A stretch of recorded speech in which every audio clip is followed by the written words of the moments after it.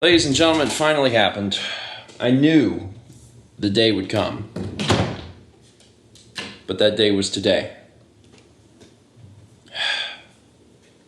I honestly thought it'd be the other one, but out of desperation, it was Kepler. What did Kepler do? The cat opened the door. Oh, that. The cat opened the door. And we have the type of handles in the house that cats are going to have an easier time opening. And it happened this morning. We've been sticking to the schedule, doing really well, waking up at 8 a.m. And this morning we had gotten into bed just a little late last night. We were like, we don't have to get up at 8. Let's just give it another 30 minutes. Well, when the alarm went off at 8 and we set the alarm for 30 more minutes, the cats heard it. And also they're used to the schedule now. That's when they get fed. So they started, meowing and pawing, and Kepler started jumping at the door. And we were just laying in there just trying to ignore it, and all of a sudden, and there was definitely a moment where I think the cats just didn't really understand that they had accomplished it, because they had been meowing while they did this, and then Kepler immediately stopped. Kepler was like, "Oh, I opened the door. I am clearly the greatest." Then he came in and jumped up on the bed and was pretty. He was so happy to see us. He was. And then we ended up just getting up and feeding them anyway. By the way, hello everyone and welcome to Friday. We're actually pretty close to doing a gaming stream. We're just getting ready to quickly eat. I say quickly because while our sleep part, waking up and going to bed, has been pretty on point. We've done a really good job with that. The inside of the schedule is done less good with that part. We're working. It's just the blocks are definitely shifting a lot, and a lot of it has to do with the fact that with what we're doing, sometimes we can't just stop, and that's what makes it difficult. If I'm in the middle of recording, I can't just stop for the block. I have to be like, well, I'm in the middle of doing this. So sometimes lunch gets shifted around or dinner gets shifted around.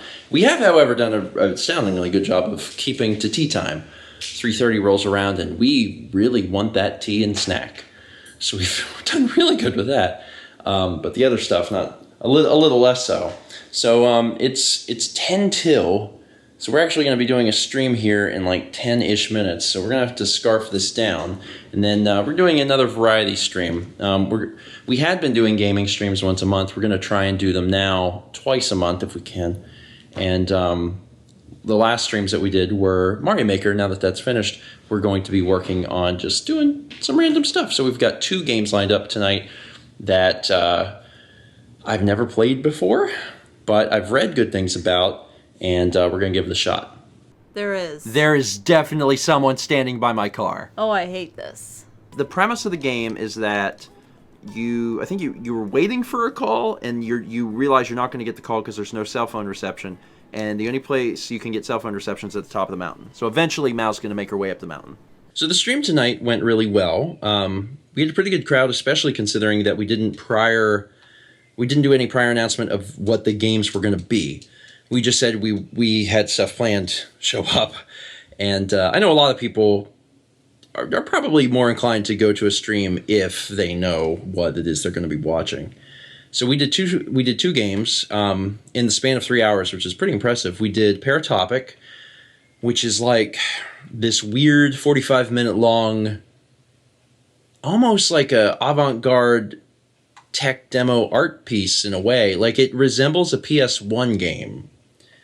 And it's this very confusing story told from the perspective of maybe multiple people. It's kind of hard to explain, but it was cool, Mm-hmm.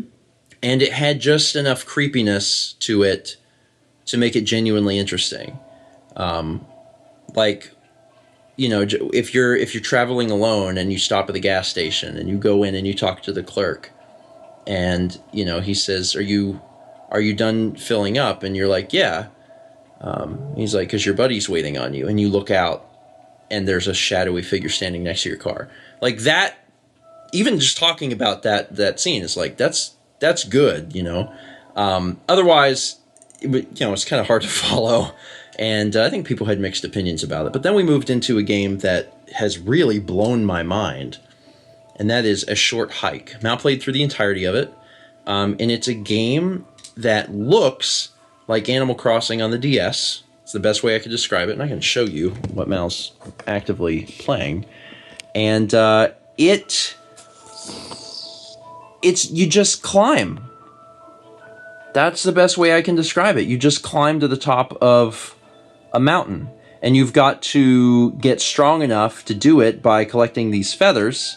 And there's all these little, like, people that you talk to.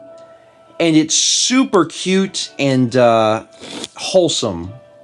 It is so wholesome. And it's very short. It's, you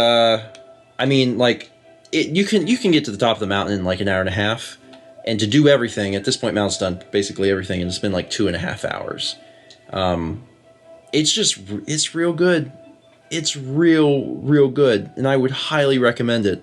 You can catch the VOD if you want, but this is definitely the type of game that I think should be experienced. It reminds me in some way of Portal, in that it's a nice short game that if someone hasn't played it before, you can be like, you gotta sit down and play this, and you can actually get through the whole thing. What's happening now? Well, there's a fox, and he wanted me to loan him feathers so he could get to the top, and I said, yeah. So he can experience the top. Mm-hmm. Oh, that's cool. Again, it's very wholesome. It's very, very wholesome. So you've actually helped the fox get to the top. Is the fox taking photos? Oh, I see.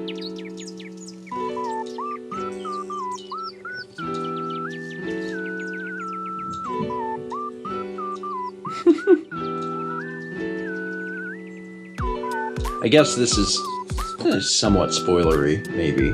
I don't know. The game's only like 90 minutes long, so I mean, you be the judge of how spoilery that actually counts towards. But it's a great game. You ready for your fourth meal, baby? Are you scared of the camera? Are you camera shy? I'm gonna go ahead and end it here. It's not midnight yet, which is like the important thing. Yeah.